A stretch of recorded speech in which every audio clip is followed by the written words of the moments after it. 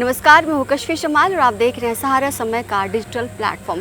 तो दोस्तों, 18वीं लोकसभा के पहले संसद सत्र का आगाज़ हो चुका है कल से, और इसकी शुरुआत राष्ट्रपति द्रौपदी मुर्मू के अभिभाषण से हुई। राष्ट्रपति द्रौपदी मुर्मू ने कई अहम मुद्दों पर बातचीत की और अगले 5 साल में सरकार की क्या परियोजनाएं होंगी, किन किन मुद्दों को सरकार अहमियत देने वाली, इसका भी जिक्र किया, जैसे कि डिजिटल इंडिया, आत्मनिर्भरता, युद्ध और भी कई सारे अहम मुद्दे थे जिन पर उन्होंने बातचीत किया। कांग्रेस ने परियोजनाओं के इस रोड मैप को सरकार की झूठ की नींव पर रखी हुई स्क्रिप्ट बताया।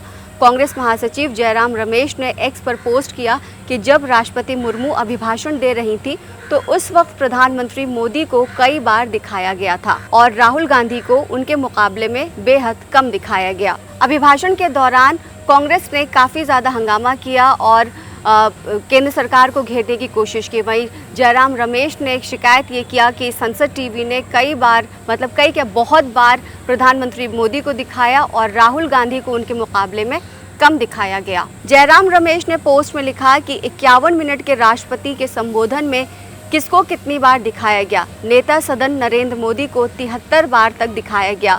प्रतिपक्ष नेता यानी राहुल गांधी सिर्फ 6 बार ही कैमरा पर नजर आए।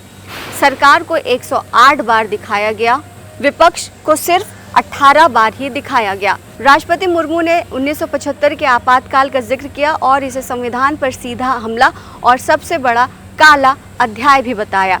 इतने हमलों के बाद भी देश ने असंवैधानिक ताकतों पर जीत हासिल की, ये भी उन्होंने अपने अभिभाषण में कहा। जब राष्ट्रपति द्रौपदी मुर्मू का अभिभाषण खत्म होने के बाद कांग्रेस अध्यक्ष मल्लिकार्जुन खड़गे ने केंद्र सरकार को और द्रौपदी मुर्मू को अच्छी तरह से घेरने की कोशिश किया। उन्होंने कहा कि द्रौपदी मुर्मू का जो अभिभाषण था वो एक तरह से प्रधानमंत्री का झूठ था और प्रधानमंत्री ने उनसे झूठ बुलवाया है और झूठ के तहत अपनी वाहवाही लूटने की कोशिश की, और जनता ने जो आदेश दिया यानी कि जनादेश को प्रधानमंत्री नरेंद्र मोदी ने सिरे से खारिज कर दिया है। वहीं समाजवादी पार्टी के अध्यक्ष अखिलेश यादव ने भी सरकार पर सवालिया निशान खड़े करते हुए कहा कि भारत अगर दुनिया की 5वीं सबसे बड़ी अर्थव्यवस्था बन रही है तो किसान अब तक समृद्ध क्यों नहीं बन सके, साथ ही देश का नौजवान अब तक बेरोजगार क्यों है, अग्निवीर जैसी योजनाएं क्यों हैं, महंगाई को क्यों नहीं रोका जा रहा है। आपको बता दें, जब राष्ट्रपति सदन में दाखिल हो रही थी तो स्टाफ सेंगोल लेकर चल रहा था।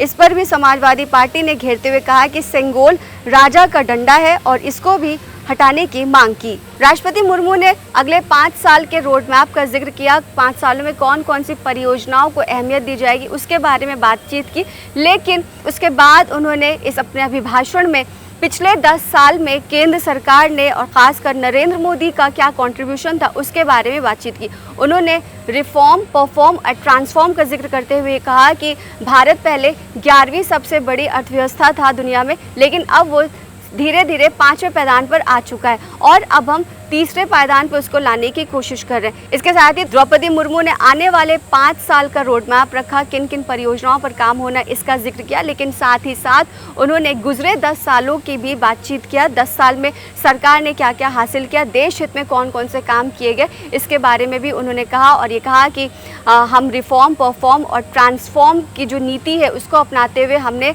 देश की इकनॉमी को 11वें नंबर से 5वें नंबर पर पहुँचा दिया और आने वाले वक्त में देश की इकनॉमी जो 3रे नंबर पर भी जाएगी। इसके अलावा उन्होंने ये भी कहा कि देश जब कोरोना काल से गुजर रहा था तो उस समय भी हमारी इकनॉमी बहुत ही मजबूत थी, उस वक्त भी हमारा देश आगे बढ़ रहा था। जी आपको बता दें, जब कोरोना काल आया था तो उस समय पूरी दुनिया में एक तरह का हाहाकार मच गया था, चारों तरफ मौत का तांडव था और ऐसे में भी हमारा देश आगे बढ़ रहा था। कुछ इस तरह की बात किया था राष्ट्रपति मुर्मू ने अपने अभिभाषण में। राष्ट्रपति मुर्मू ने आगे कहा कि महामारी के दौर में भी भारत ने विकास दर हासिल की, ये सब राष्ट्रहित में लिए गए बड़े फैसलों की वजह से ही संभव हुआ।